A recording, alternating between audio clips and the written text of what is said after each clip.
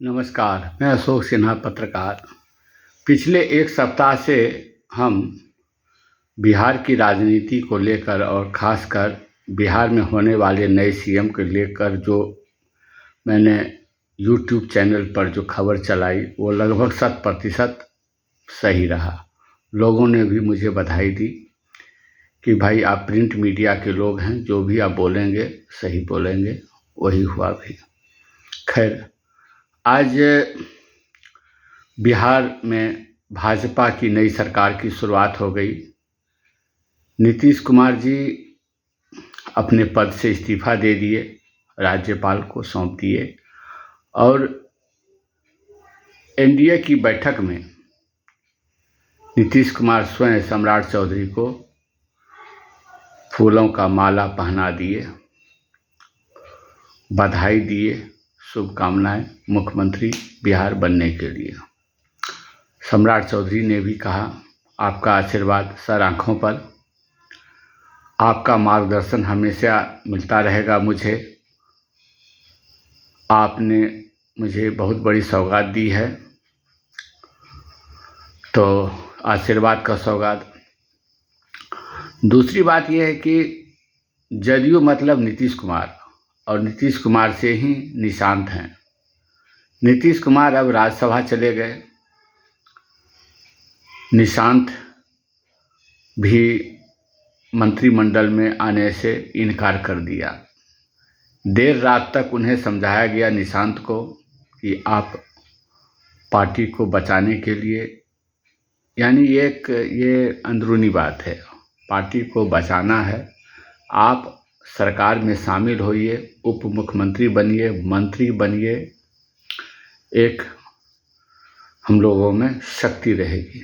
लेकिन पता नहीं निशांत क्या दिमाग में क्या घूम रहा था, उन्होंने हर बात पर मना कर दिया। निशांत की इच्छा थी कि नीतीश कुमार जी यानी मेरे पापा अभी 6 महीना मुख्यमंत्री में रहते और उसी बीच में मुझे सीखने का मौका मिलता, तो ऐसा नहीं हुआ। वे राज्यसभा चले गए और बिहार छोड़ दिए। तो मुझे नहीं बनना है। देखेंगे, गांव शहर पूरा बिहार घूमेंगे, वहाँ के लोगों का मन को टटोलेंगे, फिर लोगों का आशीर्वाद मिलेगा, फिर आगे राजनीति में शामिल होने का प्रयास करेंगे। जदयू से 2 सदस्य को सरकार में बड़े पद पर दिया गया है। विजय चौधरी जो नीतीश कुमार के अभिन्न अंगों में से एक, दूसरे विजेंद्र यादव बुजुर्ग मंत्री हैं। नीतीश कुमार उनको एक पिता के तुल्य उनको सम्मान देते हैं। तो ज़्यादा वोट बटोरने के लिए विजेंद्र यादव काफ़ी अस्वस्थ चल रहे हैं। विजेंद्र यादव कहते यदि नीतीश कुमार मुख्यमंत्री नहीं रहेंगे तो हम भी मंत्री पद पर नहीं रहेंगे, हम भी राजनीति में नहीं रहेंगे। लेकिन उनको मना लिया गया। विजय चौधरी उप मुख्यमंत्री होंगे, विजेंद्र यादव उप मुख्यमंत्री होंगे। जदयू का मतलब नीतीश कुमार और नीतीश कुमार से निशांत है। अब जदयू का क्या हश्र होगा या क्या उसका भविष्य रहेगा, समझा जा सकता है। कम से कम निशांत को आना चाहिए मंत्रिमंडल में। यदि सरकार कल बनती है और निशांत का कहीं अभी भी कोई जगह नहीं हो पाता है, वो निशांत पर निर्भर करता है। अभी भी निशांत चाहे तो मंत्रिमंडल में आएंगे। सूची बनना शुरू हो गया है। सूची बनने के बाद भी यदि वो आते हैं तो स्थान मिलना ही मिलना है। कल 11 बजे सम्राट चौधरी मुख्यमंत्री पद की शपथ लेंगे, राजभवन में होगा। अब उसका नाम लोक भवन रखा गया है। तो अब देखना है, कल से सम्राट की सरकार होगी।